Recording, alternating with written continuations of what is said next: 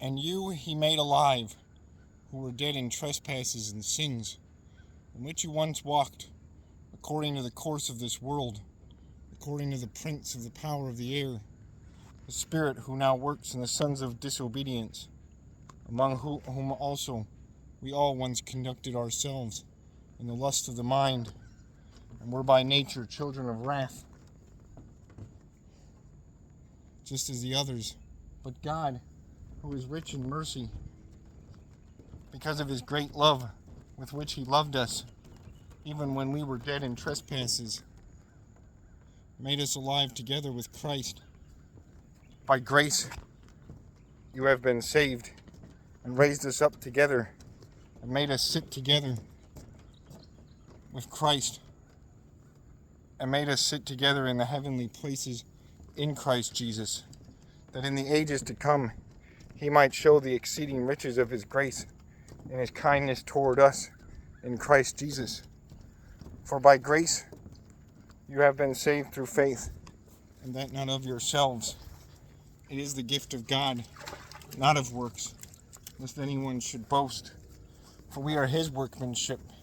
created in Christ Jesus for good works, which God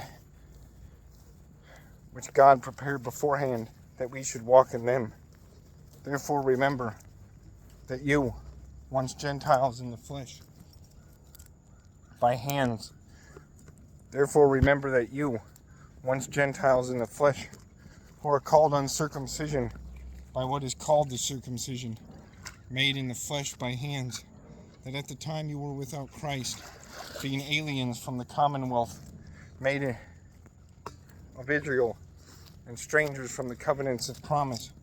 having no hope, and without God in the world. But now in Christ Jesus, you who once were far off have been brought near by the blood of Christ. For he himself is our peace,